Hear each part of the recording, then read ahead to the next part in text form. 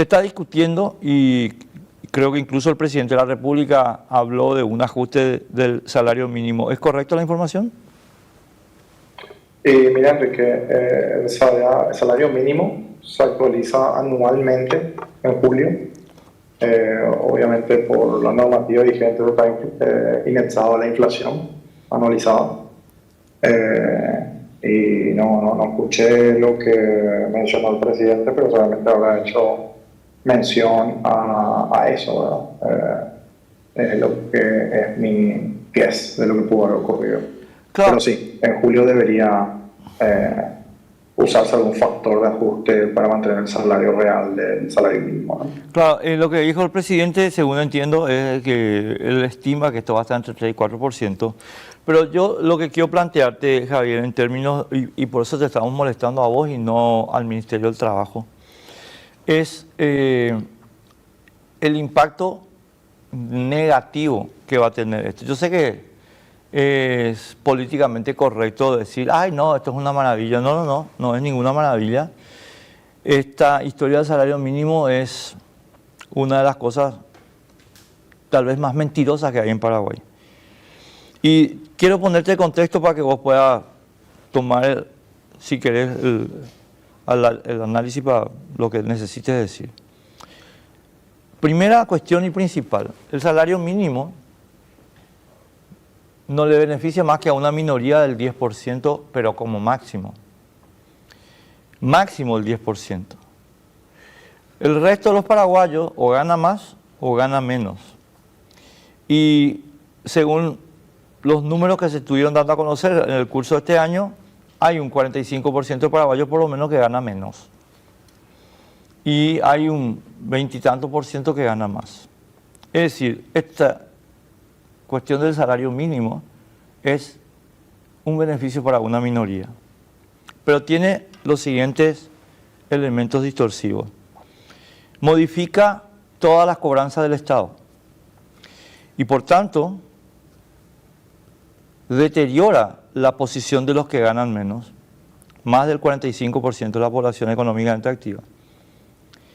Pero además, degrada el esfuerzo de los que ganan más, porque se ven cada vez menos diferenciados por su talento. En consecuencia, a mi modo de ver, mi querido Javier, esto tiene un impacto en el desarrollo de la economía. Y este impacto no es positivo.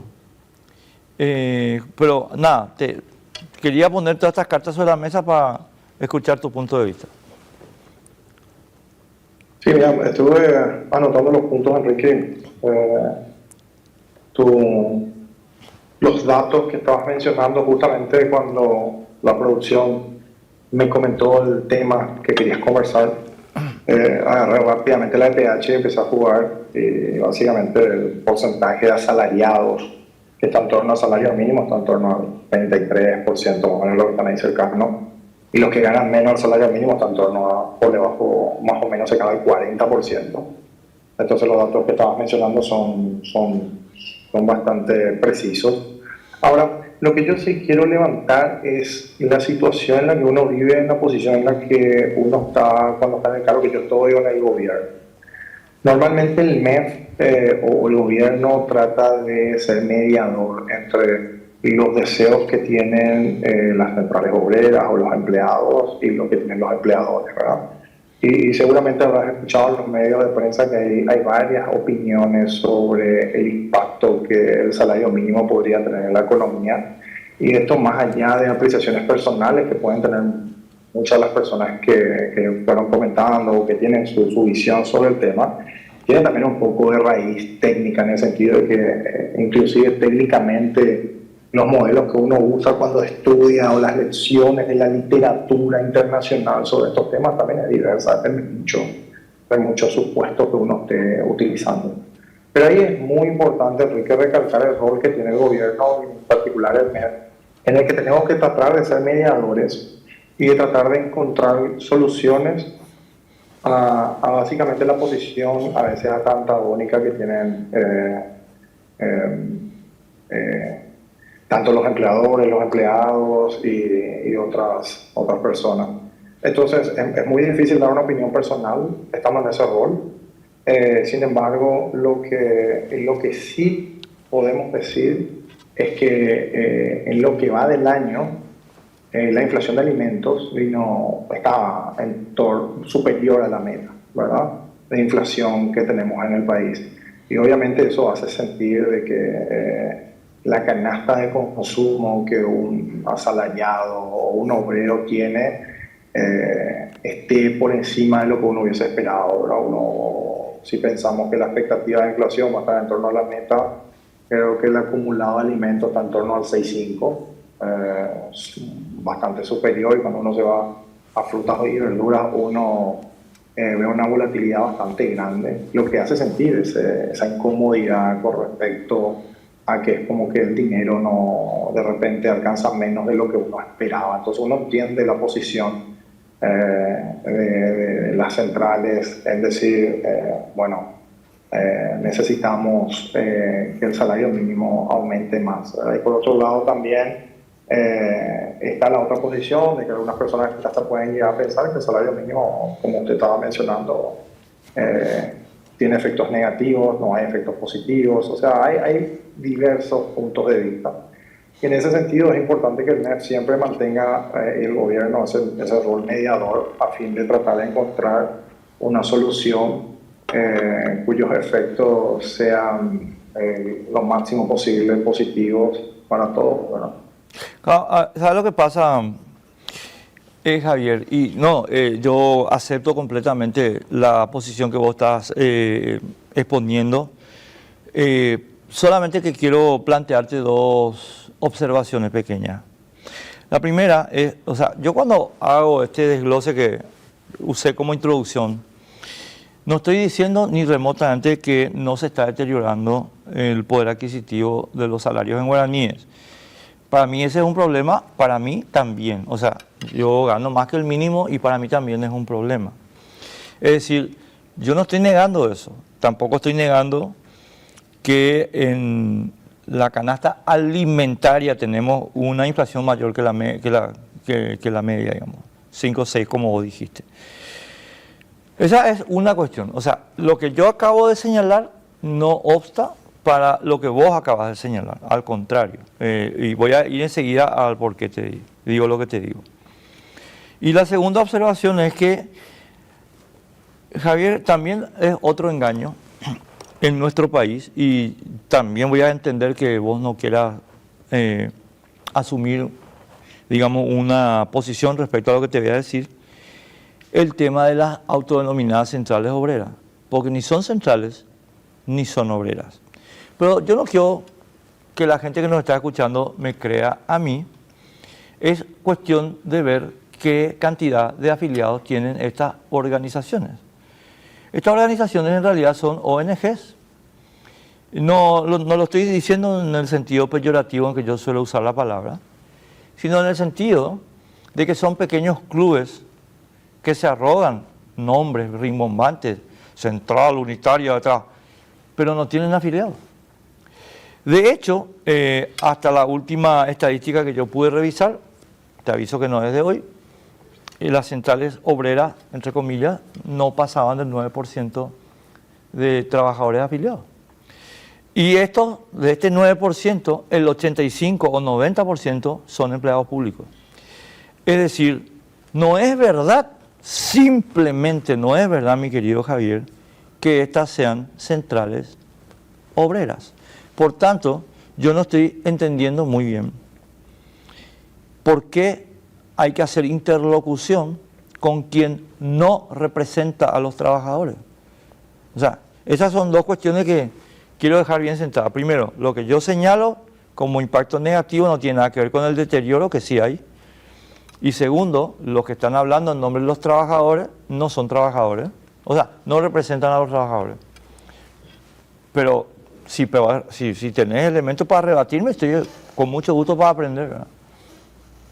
Mira, Enrique, en muchos de los puntos que estás mencionando, por ejemplo, el deterioro del poder adquisitivo es como que simplemente expuse como una motivación a que pueda hacer que un grupo de personas se siente a debatir este tipo de temas, ¿verdad? Porque como que te motiva a tratar de pensar un poco mejor o pensar sobre el hecho si es que conviene hacer un reajuste sobre un salario mínimo. Obviamente, las consecuencias económicas del aumento del salario mínimo pueden ser diversas, ¿verdad? Ahí podemos hablar de teoría económica, podemos discutir, muchas de ellas pueden estar totalmente de acuerdo con lo que estás diciendo. Entonces, y es natural que posiciones como la tuya existan y hay que escuchar. Quizás mi expresión, quizás estoy trabajando mucho en algunos temas, entonces usé esa expresión, pero lo que normalmente nosotros tratamos de hacer, no sé si vos, y quizás también sea otra cosa que podamos mejorar, es que venimos trabajando mucho en el Plan Nacional de Desarrollo, donde hablamos con mucha gente.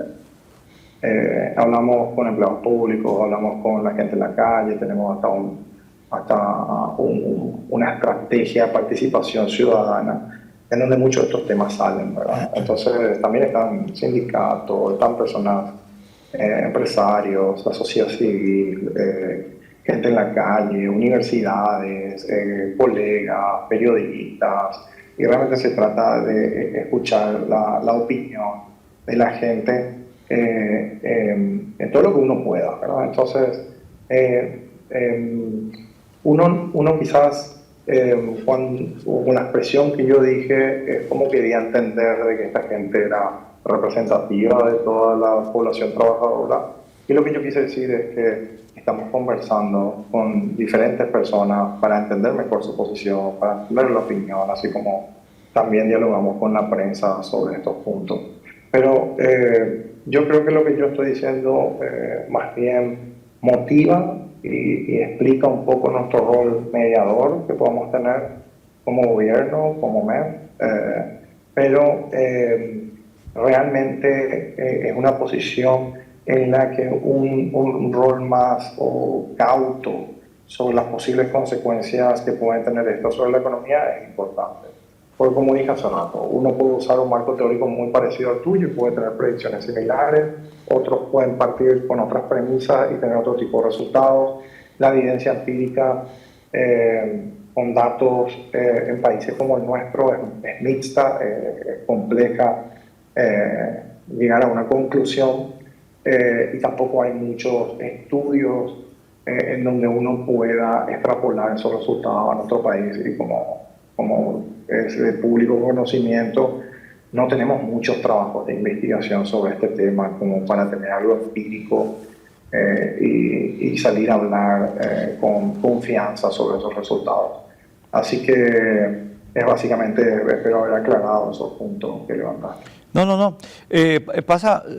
Bueno, yo ahora sí quiero, si me permitís, quiero desarrollar un poquito mi punto uno, que es la distorsión general que genera esta medida, ¿verdad? Del aumento del salario mínimo, entre comillas. Yo lo voy a usar entre comillas durante toda esta conversación, mi querido Javier. No te voy a aburrir mucho tiempo más, pero quiero dejar sentados algunos puntos. Primero, el salario mínimo, amigas, amigos, no le estoy diciendo esto a Javier porque él sabe esto mucho mejor que yo.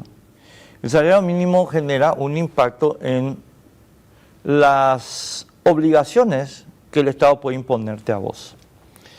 Porque estas obligaciones se miden en una unidad de medida que se llama el jornal mínimo diario indeterminado, algo por el estilo, o indefinido, no sé cómo se llama.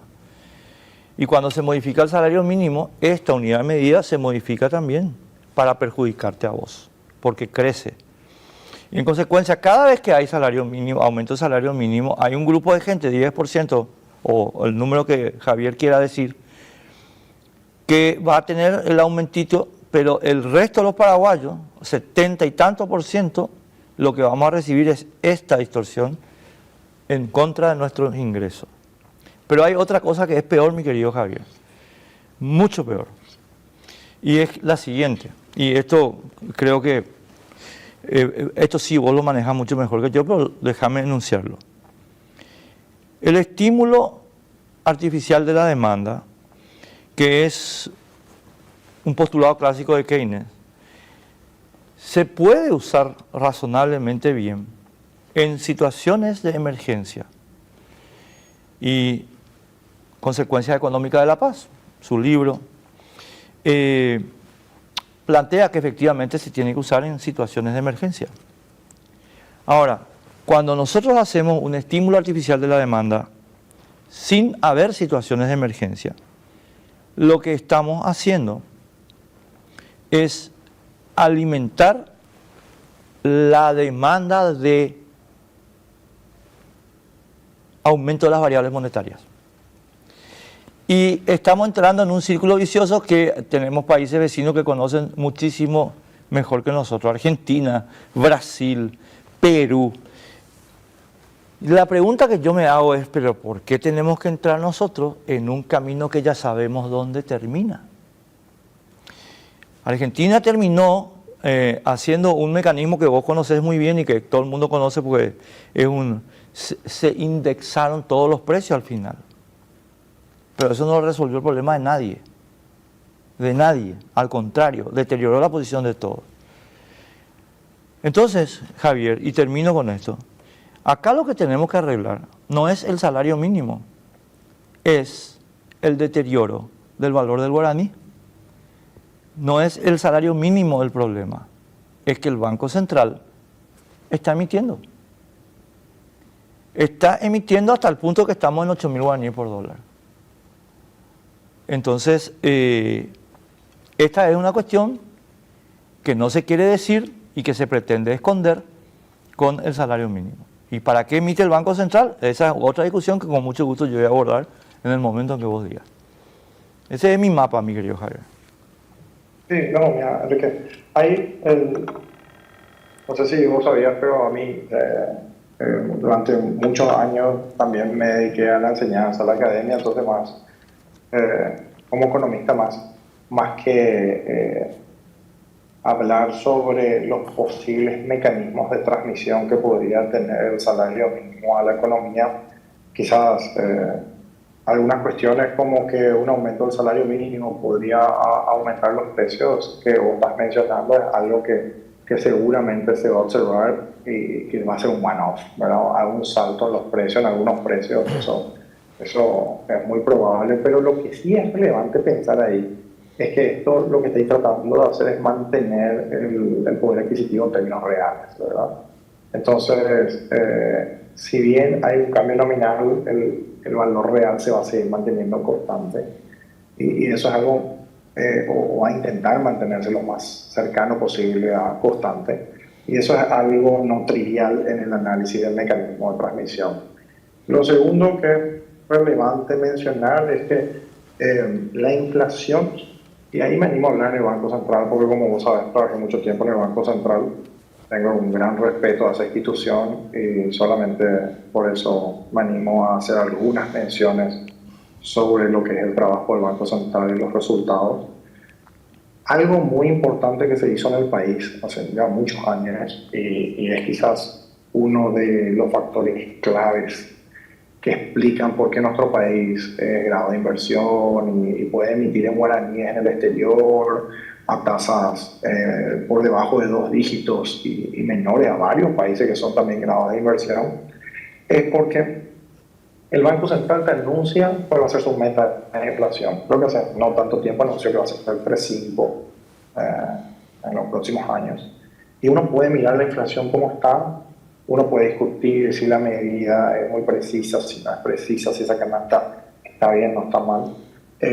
Pero con la medida que ellos tienen hoy en día, la inflación está bastante cercana a la meta. No así la de alimentos, ¿verdad? Que está un poquitito por encima. Pero hubo varios periodos en los que también estuvo muy por debajo, ¿verdad? Porque realmente ese es un conjunto de bienes que tiene precios bastante volátiles.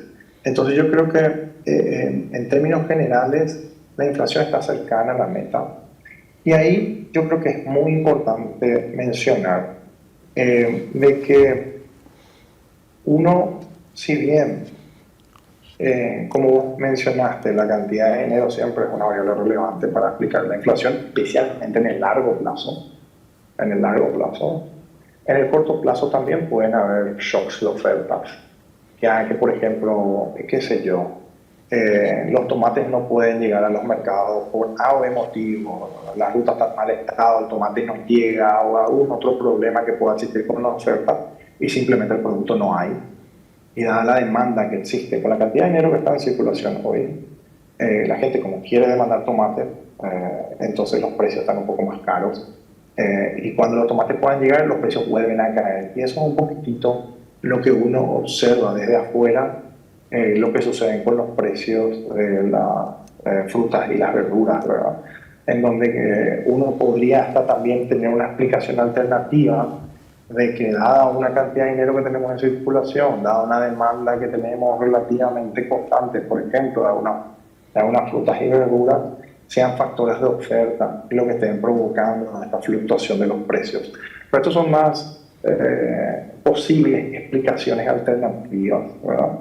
Que quizás sean más consistentes con la inflación que observamos cercana a la meta del Banco Central, no desde este gobierno, sino desde hace muchos años, a excepción quizás de mediados de los 80, inicio de los 90, o allá por 1950, donde la inflación realmente era bastante elevada y cuyos orígenes estaban más explicados por factores como lo que vos estás mencionando, que fueron factores que realmente duraron largos periodos de tiempo, ¿verdad? Por los países que ustedes mencionan ahora. No, o sea, a ver, Javier, mira, voy a usar un ejemplo que creo que todo el mundo va a poder leer, porque está en las noticias. Después no te saco más tiempo. El gobierno de Estados Unidos, de Donald Trump, señaló que efectivamente tiene que hacer un ataque sobre determinados productos estrella para producir un descenso de los precios. Pero también señaló que la cuestión de fondo la tiene que resolver la Reserva Federal. Y voy a ir a los ejemplos para que se entienda muy bien.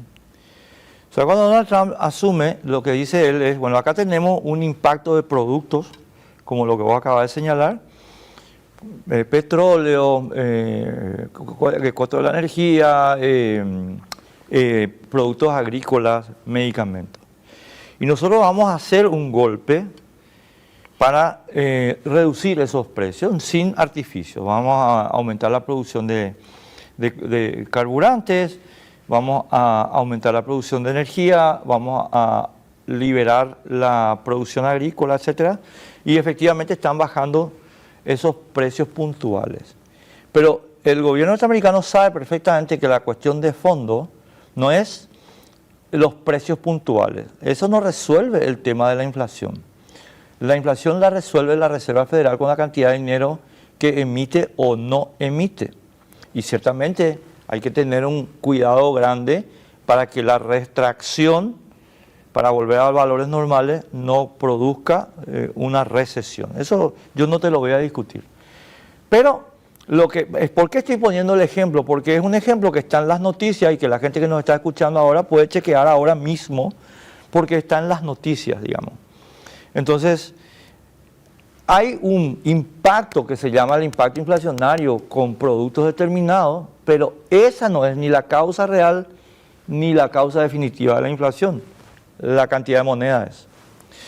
Y eso está clarísimo ahora en la política que está tomando el gobierno norteamericano. ¿Por qué te hago esta larga cuestión? Porque yo no tengo ninguna duda de que nosotros tenemos eventualidades como el tema del tomate o los productos ¿cómo se llama? De la canasta familiar de frutas y verduras. Yo no estoy, eso para mí es correcto, está bien.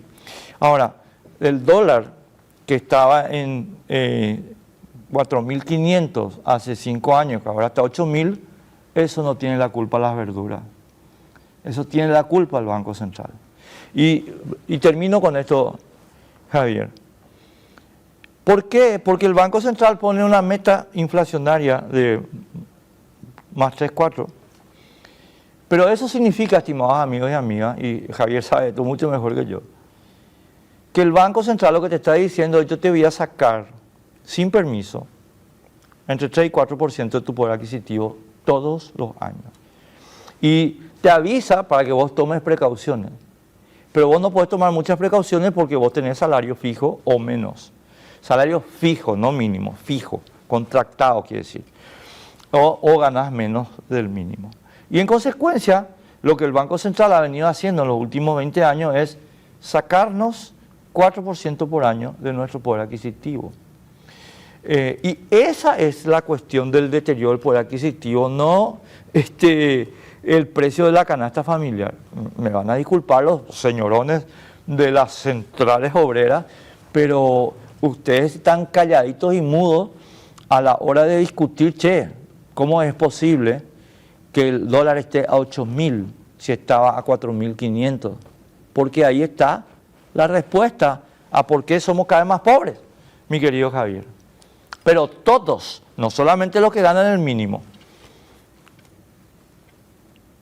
Bien, Enrique, sí, muchos de los temas que he mencionado, obviamente, dan para larga discusión. A mí lo que me parece genial es que estas discusiones podamos tener para que la ciudadanía escuche, discuta, son temas que normalmente están sobre la mesa: el valor del dólar, la inflación, si la meta es alta, si la meta es baja.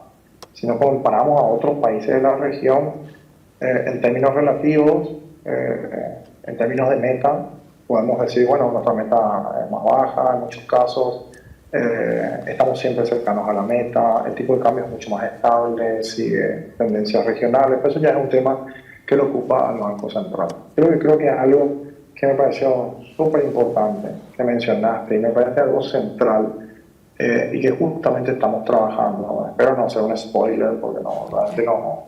Al ser técnico uno de repente no está mucho en los medios y no sé si ya se anunció o no se anunció, pero hace mucho tiempo venimos trabajando en tratar de ofrecer lo que nosotros entendemos que son cuellos de botella del pequeño productor, el productor, ¿verdad? Y en ese sentido, asistencia técnica, estudios técnicos para saber cómo ayudar en el financiamiento de qué tipo de productos. Por ejemplo, estábamos estudiando la cadena de la banana, estábamos estudiando ciertas cadenas de producción y estábamos tratando de encontrar en qué región era más productivo producir eso, usando cuestiones técnicas y tratando de llevar eso a la práctica con líneas de financiamiento y también asistencia técnica y obviamente también otros bienes públicos como rutas, caminos que les permita ser más competitivos. Y lo central de todo eso es que condicional obviamente a estos factores monetarios que vos estabas comentando, y me parece genial el debate, una variable central para que los precios sean más competitivos, sean más bajos, el nivel es la productividad. Y la productividad va a depender en gran parte de solucionar estos cuellos de botella del pequeño productor tal que las fluctuaciones de oferta no sean tan pronunciadas como existen ahora. Y en ese sentido se está trabajando, hay un proyecto de ley y también en el Congreso relacionado a financiamiento del pequeño productor, al productor en general, que yo creo que va a ser una política realmente que va a ayudar en ese sentido. Para cuestiones mucho más estructurales como la meta de inflación o precios como el dólar, que son bastante volátiles e inciertos de predecir, que seguramente alguien del Banco Central va a poder explicar mucho mejor lo que yo puedo hacerlo ahora. Yo creo que son cuestiones a debatir, totalmente válidas. La meta puede parecer que puede ser más baja de lo que es hoy en día y eso es una discusión que lo tenemos que tener. Siempre hay algunos riesgos, especialmente cuando las cosas salen mal, de tener una meta muy baja, pero obviamente eso hay que contraponer con los costos que vos estabas mencionando. Me parece sumamente válido la discusión y creo que es una discusión que tenemos que acostumbrarnos a tener. Dos últimas, Javier, y te dejamos en paz. Primera, yo estoy usando el dólar no porque no sepa que el dólar efectivamente tiene condiciones propias de volatilidad o no, ¿verdad? De hecho, ahora mismo el gobierno norteamericano lo que está es presionando a la Reserva Federal para bajar la cotización internacional del dólar, ¿verdad? Y yo no lo estoy usando en ese sentido, Javier. Lo estoy usando simplemente porque es una referencia muy fácil para entender cómo se deterioró nuestro poder adquisitivo, más nada. O sea, no tengo ningún otro propósito sobre eso. Y la segunda cuestión y última, y sí, ahí ya. O sea, el problema de aumentar el salario mínimo ahora en julio es que, por todo lo que estuvimos conversando vos y yo acá, tiene un impacto final general, y es reduce la competitividad del Paraguay. ¿Por qué? Porque desestimula a los generadores de ideas al castigar su ingreso, castiga a los generadores de mano de obra, que son los que ganan menos, y privilegia a la pequeña burocracia que, entre comillas, presta servicio. Y cuando me refiero, y cuando te estoy hablando de esa pequeña burocracia, no estoy hablando del Estado, estoy hablando de estas centrales. En consecuencia, acá lo que va a ocurrir en julio, si es que ocurre la desgracia de que esto se implemente, es que vamos a dar otro paso más hacia atrás en términos de poder superar la barrera del 4% de crecimiento. Y me decía Carlos Fernández la vez pasada, y ¿sabes lo que pasa, Javier? Con 4% anual nosotros no salimos de la pobreza. Nosotros vamos a estar 4% anual, vamos a ser uno de los países que más crece en la región, pero la gente estacionada en la pobreza va a quedarse en 20-22%, porque no hay ninguna chance de modificar la situación con un mero 4%. Esa es una, discúlpame con todo respeto, y vos sabés que yo apoyo al gobierno en muchas de las cosas que está haciendo, pero te voy a decir una cosa, esa tasa de 4% es una tasa raquítica, es raquítica. ¿Pero por qué es raquítica? Y es raquítica porque nosotros le pinchamos la rueda en cada rato, cada julio pinchamos la rueda. Entonces generamos unas condiciones de desestímulo que terminan impactando en la incapacidad de la economía paraguaya de generar más que eso. Hasta ahí llego. Mira, Enrique, si hay tiempo, dos cosas que me parecen importantes y realmente celebro las conversaciones contigo. Es más, me hiciste acordar de dos cosas que me parecen geniales. El primer punto, el crecimiento económico. Vos sabés que tengo que mirar el gráfico, cada vez estoy más ciego de que estoy trabajando en este puesto y no veo absolutamente nada, pero más o menos estaba mirando los datos antes de entrar. Desde junio, agosto, más o menos desde julio 2023, estamos creciendo por encima del 4% del acumulado. O sea, venimos teniendo un crecimiento. Hoy, sin agro y binacionales, estoy hablando de la serie, perdón, el IMAX total está en 4.43 y sin agro y binacionales estamos en 6.28. O sea, el crecimiento que venimos experimentando con este indicador que nosotros solemos usar, que es la actividad económica medida por el IMAEP, el acumulado de 12 meses, realmente tenemos una dinámica que no se ve hace mucho tiempo, ¿verdad? Eso es un punto adicional. Y otro punto es que muchos de estos temas que vos estás mencionando se discuten desde el punto de vista académico. Y en ese sentido, quiero aprovechar hoy para invitarte a vos y a toda la ciudadanía que a fines de mayo vamos a tener un evento académico de primer nivel mundial en el país. Más de 30 economistas muy renombrados discutiendo muchos de estos temas. Y yo creo que la ciudadanía va a tener la posibilidad de conversar con esta gente, los alumnos, periodistas, las personas en general, van a tener la posibilidad de hacer este tipo de consultas y tener respuestas a muchas de las preguntas, por lo menos desde un punto de vista a veces empírico y a veces técnico, teórico. Lo está organizando el MEF, con la Universidad de Chicago, está el Banco Central, está el Banco Mundial, está el IFATOR. Y son momentos en los que uno muchas de estas cuestiones puede debatir y consultar y sacarse dudas, y para los alumnos es sumamente, o para las personas que son estudiantes es sumamente importante. Y lo que vos mencionabas de que el 4% es insuficiente, yo normalmente lo que hago es ver en cuánto tiempo se va a duplicar el PIB si nosotros seguimos con este crecimiento. Y con un crecimiento del 4% más o menos tarda casi 18 años, si la matemática no me falla, en duplicar lo que son nuestros ingresos, ¿verdad? Como país.